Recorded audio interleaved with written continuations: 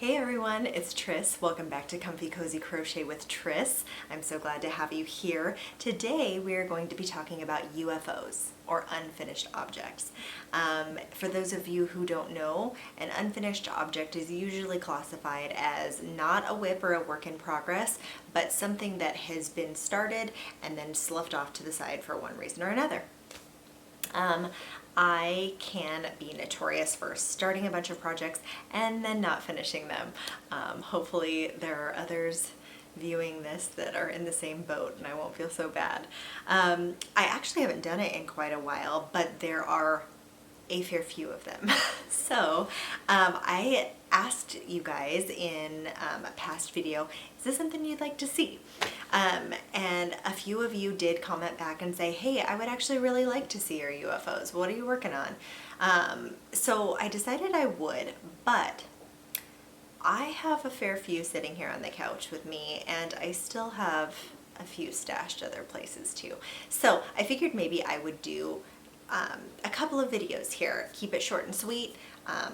For me, I'm really not capable. My husband actually told me, tangent, my husband actually told me the other day, if you doing this YouTube will make you more concise, that would be great.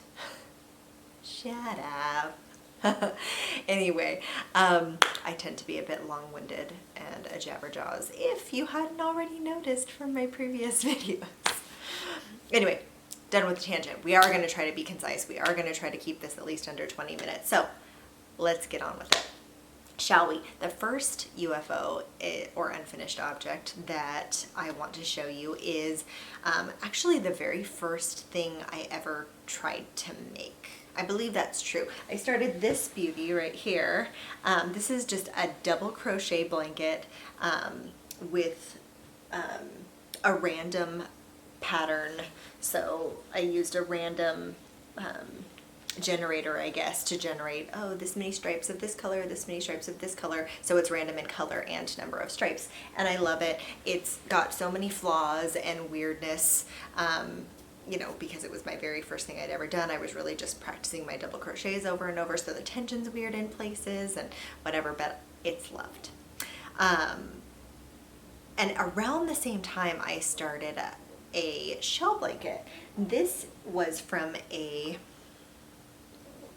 Melanie ham tutorial. I believe she just calls it the shell blanket tutorial or something like that. I will link it down below for you if you guys have not seen Melanie ham. She's not exclusively a crochet channel, actually. She does all kinds of crafts and vlogs and different stuff. I think it's kind of almost a lifestyle slash craft channel now. She was a little bit more crafty then, I think, but I might be mistaken. But anyway, this is what I had started.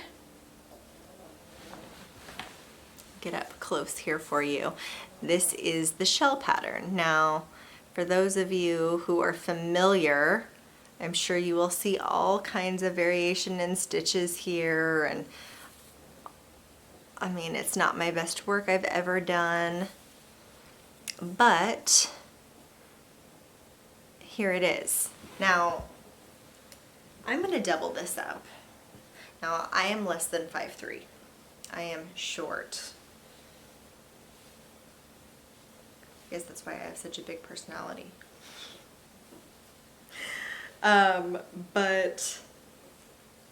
So I guess what I'm telling you is take my wingspan with a grain of salt.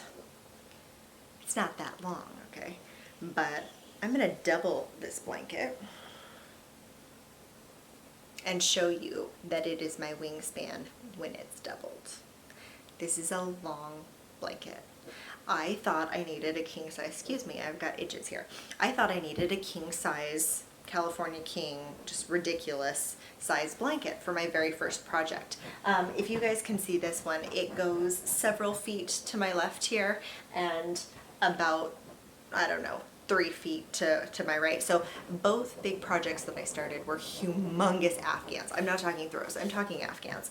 But anyway, this actually got set aside because I was going through a huge move and I actually really liked it. It's soft. I like the colors, but I actually didn't think that the variegated yarn was showing the shell stitches very well. And I still haven't really made my mind up with that or not. I like the yarn a lot. I'd like to do something with it, but I'm not sure that a shell stitch is what it should be. I'm not sure if that's what's calling out to me, but I actually do really enjoy this yarn. And it is a huge old broken ridiculous skein of Caron Jumbo. Oh, can you guys see that? Caron Jumbo. The color is in Country Basket. It's a medium 4, calls for a 5mm H hook. Machine washable and dryable, 100% acrylic. It's 12 ounces, 340 grams, approximately 595 yards, 544 meters. And made in Turkey. So this has a really fun variant of kind of a dusty blue, little kind of a navy, a white, and a tan or camel running through there. And because it's the Caron Jumbo, it has a little bit of that really nice sheen that goes with it, and it's a heck of a lot softer than the regular Caron 1 pound. And I just really thought these were pretty kind of neutrally colors in there. Can you see that? And actually I have a couple more skeins of this, and this might end up being a wearable. This just seems like something I would wear that's soft and cozy, and I don't know, maybe it'll be some sort of cardigan or something, I don't know. But I would normally just go ahead and stick with this and carry on with it, but my tension has really changed. And I always had tight tension, but I actually think it's tighter now than it was before. And I think that's different. I think most people start out really tight and they loosen over time. In fact, I've heard of people say like, hey, go up a hook size when you're doing your chain, because you always start out tighter in your chain and then go back to a smaller hook size to finish the rest of the blanket. And no, if I do that, the bottom of my blanket where the chain starts is out to here, and then it just goes up like this. It's terrible. We end up with this awful, almost triangular shape. So, point being, my tension is very different than it was 3.5 years ago. I don't remember what hook size I used. I don't remember anything about this pattern. So this will eventually be frogged and will be made into something different, I believe. I don't think I'm going to continue on with the shell. But let me know. Give me your opinions down below. I actually really still love the pattern. I really love the yarn. I'm just not sure they go together. So there's one checked off the list. And again, that's by Melanie Ham, and I'll put that down below. Next, we'll go ahead with my beautiful Larksfoot blanket. Another humongous project. I think all of these, except for maybe with the exception of like 2, are humongous blankets. I am a blanket fanatic. This is my Larksfoot blanket. This is a pattern by Lenysea here on YouTube. I will link her tutorial down below. She does a fabulous job.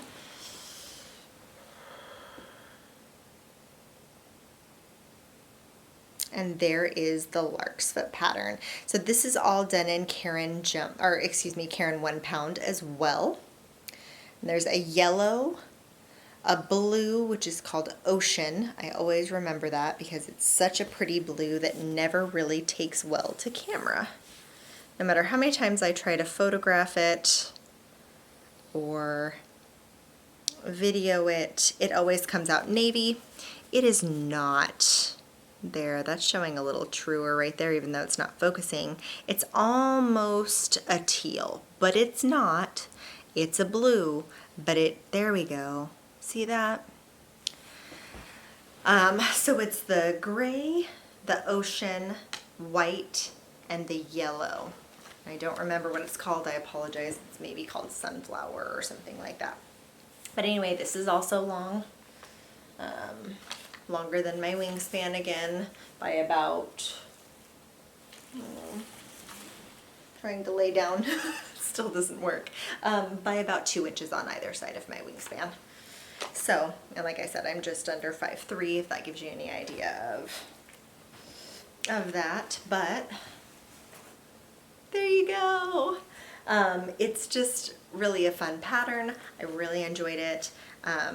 I left off with this gray here, so we still have the attached gray. I guess I can tell you medium gray mix is the Karen 1 pound gray that I am using for this blanket. And I will eventually get back to this. I still like it. I still want to own it. I still think it's a pretty color combination. I'm really excited to get back to it. I just ended up doing gifts and doing other blankets and going through a move and having a baby, and it just fell by the wayside. To be perfectly honest, I was working on this right as we were going through a moved, got pregnant right away, and then I just decided I needed to make my baby boy like 5 million baby blankets. And so I worked on them forever and a day, and just never did come back to this. When I was done finally making baby blankets, I just moved on to other fun projects, and it just never came back. So I'm also, once COVID ends, my 2 girlfriends were asking me, they were having a little bit of a hard time with the pattern, and they asked me, hey, can we just sit down and can you teach us how to do this? Because it seems like you've gotten it and we're not really getting it. And I said, yeah, it's super easy, you guys. It's all double crochet. I'll sit down and help you do it. But COVID hit, and first one of my girlfriends had a newborn baby, then 2.5 months later I had a newborn baby, and then COVID hit. So it just never happened. But when I go back to this, I will be helping them along with theirs as well, that they really liked mine. They started theirs, and I'm really excited to help them along because I think this is an awesome pattern. Lenysea is really good at teaching you. And the cool thing about this pattern right here is that it can look so different depending on what colors you choose. I have seen so many variations of this Larksfoot blanket, and they look epic in almost every single color combination, but they can look really different. They can be vibrant and feminine. They can be very, very masculine. They can be autumnal. They can be very wintry. Like I said, they can be straight out spring and summer, rainbow, whatever. They're really fun. So I would highly recommend this pattern and that tutorial. So there's number 2. And again, I think we're already at like, I don't know, 17 minutes or something crazy like that. That's why we're only doing a few of these. So the next one is a Bella Coco pattern, and it is a, I just smacked myself in the face with that if anybody else caught it yet. It's okay to laugh. It is. So this is called the Rolling Waves stitch. And this one is significantly less than my wingspan. You guys can see that. There you go. Just laying back on the couch here a little bit. So I decided, hey, we're just going to make this a little like lapgan throw for the couch. And this is using, look at that. It's using an eye hook. I've been wondering where that is. And mostly Super Saver, I believe. And this one was in Frosty Green. So the green is for Frosty Green, and I actually am not sure what the purples are. They're not in this bag. This is my favorite project bag, by the way. It says classy, crafty, and a little sassy. That always just makes me happy. I picked that up at Joann's one time, and it's a really nice like canvas sturdy bag, so I had to have that. I thought it was too cute. So anyway, so this is just a 2-row repeat, I believe, from Bella Coco, from Bella Coco Crochet. I'll link that down below as well. And you just basically do like single, single, half double, double, triple, triple, double, half double, single, single, and go so forth like this. And you get this beautiful undulating waves. And it's really pretty. So I'll come up close so you can get a better look at that. And you can do it in whatever color combination. Again, this is another stitch that looks very different depending on what colors you use.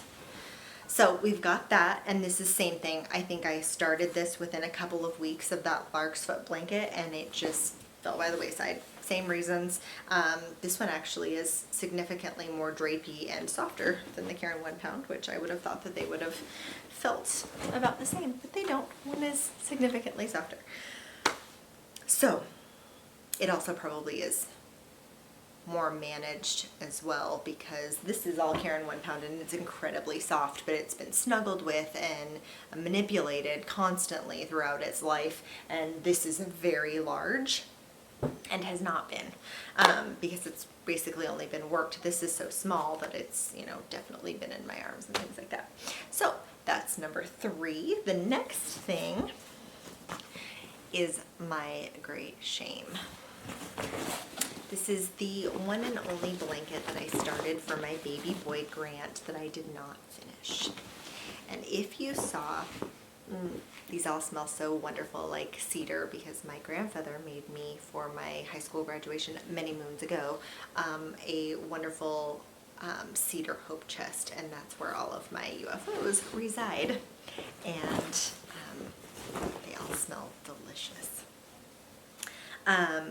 So this is a Chevron blanket, which I used a couple of patterns. One I saw off of Pinterest that I saw, and another one by Coco. It's just all single crochet, the patterns that I used, and I decided I'd made one before that strictly followed Coco's pattern, and it really accordioned up. It probably could have used a little bit of blocking, and it started out being this massive blanket that ended up being the littlest lapcan, which worked out just fine for him because he usually folds his blankets to just cover his legs. He runs kind of hot. So that ended up working just fine for him, but I was a mad lady, let me tell you.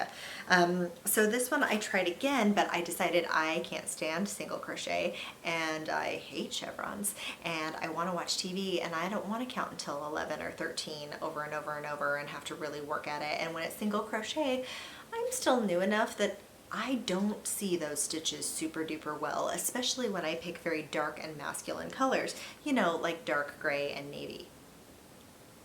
So, anyway, I decided to switch off and on between single crochet and double crochet so that it would work out more quickly and give it a little bit more texture and just variety, to be honest with you. So that's what I did here. It is extremely accordioned. I don't know if you guys can see. Yeah, you should be able to see how bubbly that is. I actually think that switching back and forth between the double crochet and the single crochet actually made it worse, as far as, look, it's been all balled up in that hope chest and in this project bag for so long, so it's really in need of some blocking.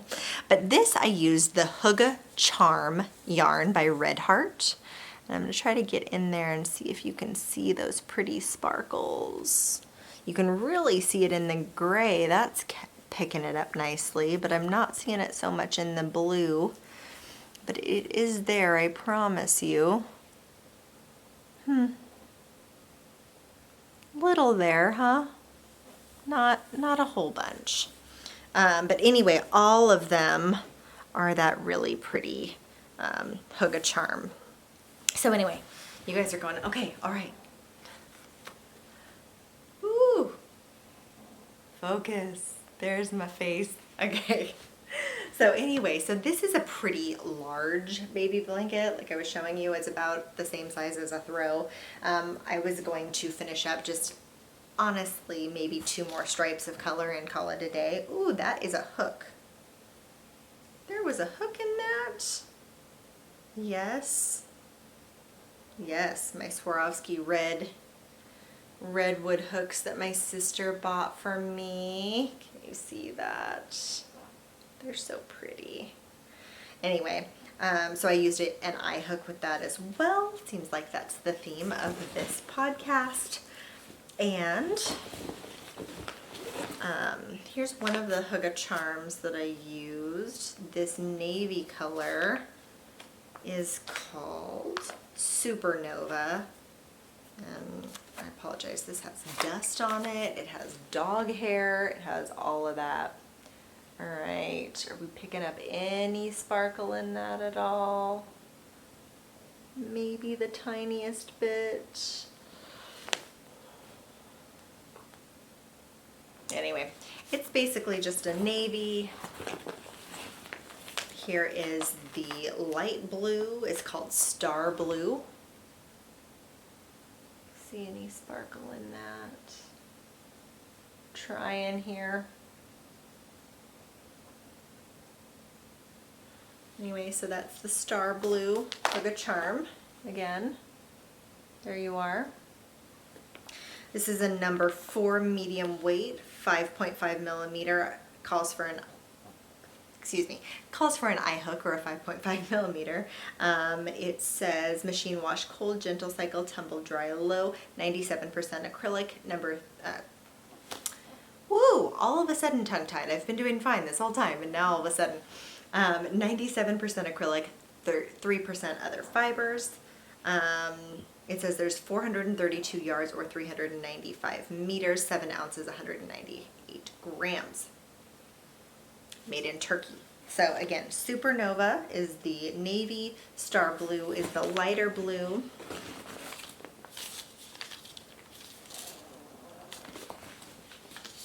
You know I'm not going to be able to find the ball bands for any colors except for the blue.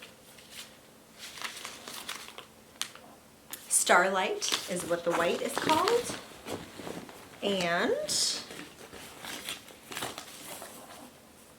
Shooting Star, I believe, is the gray. I actually might have those superimposed. But anyway, those are the 4 colors. So you catch my drift. So we'll put that back in my little beach bag tote here. It's my little beach bag tote. Isn't that cute? Another big old canvas bag. All these project bags that you see everybody showing, they're so pretty and I just love them, and they're so cute and they're so functional. But the fact of the matter is, I do a lot of huge blanket projects and I want to stuff like 4 or 5 skeins of yarn in there and the entire blanket, and I need to be able to tote that around, and they're not going to fit in a bag this big, y'all. It's not going to happen. So I end up carrying around these huge massive bags, and it makes my husband nuts because I have this humongous tote like this big wedged between us on the couch. He's like, wow, we used to snuggle. We used to hold hands, you know. I'm like, I know. See what happened? We had a baby. We got married. No romance anymore. I'm totally kidding. But for real, this bag is a problem. Every once in a while I have to go, okay, I'll put it on the other side so we can snuggle. Okay, so we went through the 4 blankets. The last couple of things I have for you are actually little, well, one is a small piece of a very large blanket. This is a start to, I believe it's called the Peppermint throw. I may have the name correct, but it is going to be linked down below. It is by the Crochet Crowd, and this is one of the first wheels. Isn't that pretty? So cute. And I thought this was going to be a really fun, quick project. Actually, it's not. That's not what this is.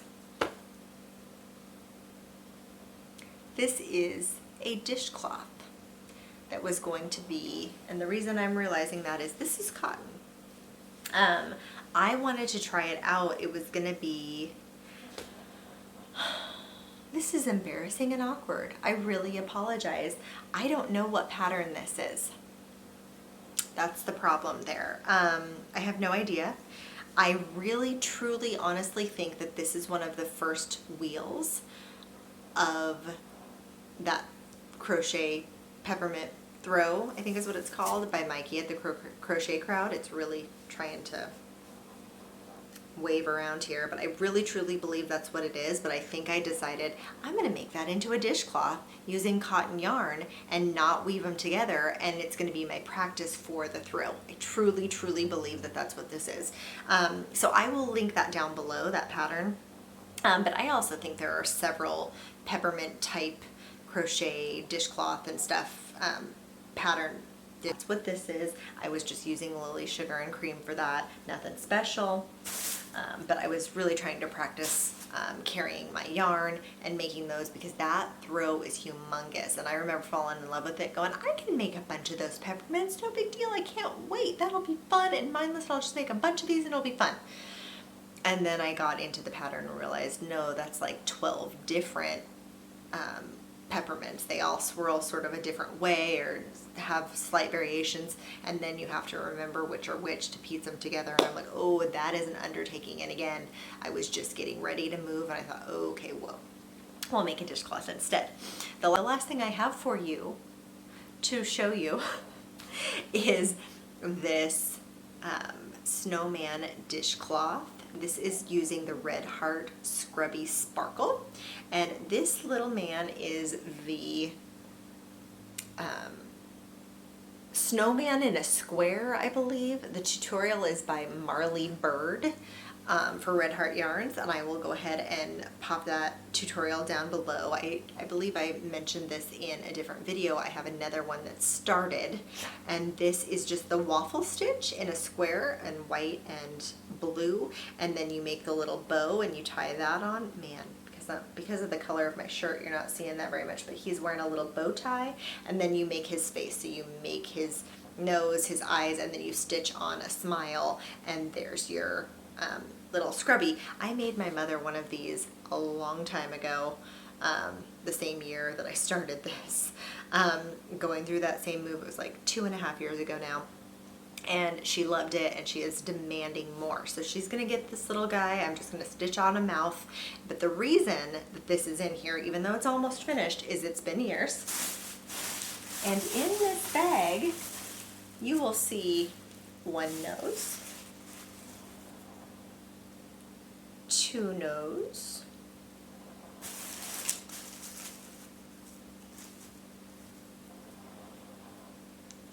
three nose,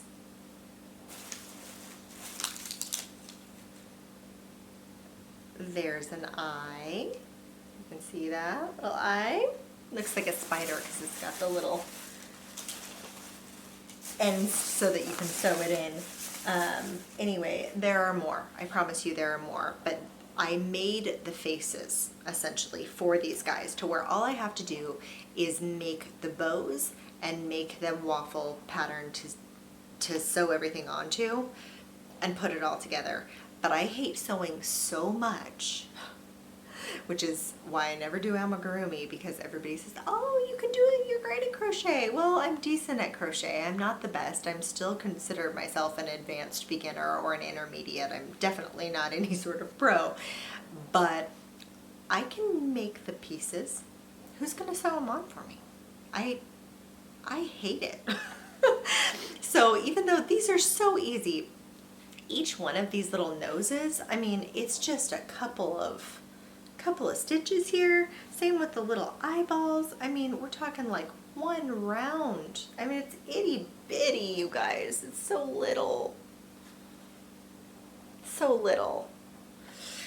So anyway, I just have to get that done, and she will be the happiest mama alive to get some scrubbies that are made like Snowman, and she loves that scrubby yarn because she says it actually scours the dishes the way she wants it to be done. So there's that. Now do you see why I'm cutting this into 2 videos? I have the same amount of stuff, at least, to go. I'm gonna cut it off here because I know y'all don't want to sit here and listen to me jabber anymore. I'm hoping I can edit this down to under 20 minutes. Not sure that's possible. We'll see. But anyway, just wanted to show you guys a little bit of my unfinished objects that I plan to either go back to or rip out. Man, my camera's having a hard time focusing. Sorry about that, you guys. But anyway, we'll see when I get around. Alrighty, it cut me off, of course. It always does. But I need to figure out this camera a little bit better. Alright, you guys, so that is the end of this video. I just wanted to show you a few quick UFOs, show you what I've started and have yet to finish. Give me some crap down below. Tell me I need to get some of these finished or frogged or something. Let's get these out of my hope chest so that I can start more projects to maybe or maybe not finish. I've actually been really good. One of my big goals for 2020 was to do a new project, finish an old, do a new project, finish an old, and I've actually been doing pretty well, or at least go back to an old and work on it a little bit here and there. But I've actually finished 3 or 4 pretty big projects within the last year that were sitting as UFOs for a long time. So I'm getting better, and part of the reason I'm making this video is for peer pressure. I need to have some accountability with you all that I need to get some of these done. So anyway, thought I'd share with them. A few people expressed interest, and I will do another video in a few days, maybe a week or so, and I'll show you the remainder of what I have of unfinished objects. So hope you guys had a great day, great week, great weekend whenever you're watching this. Thank you so much for tuning in. You can also follow me at Trist Crafts on Instagram. And I would love for you to follow me there and chat there. Yeah, so send me a comment down below. Don't forget to give this a thumbs up if you enjoyed this at all, if I made you laugh, if you laughed at me, if there's, you know, anything at all that you learned. Please hit that subscribe button and consider joining the crew and just hanging out with us a little bit. I am immensely enjoying chatting with everybody in the comments down below. You guys have been excellent and so warm and inviting. So thank you so much, and I hope to see you real soon. Thank you. Bye, guys.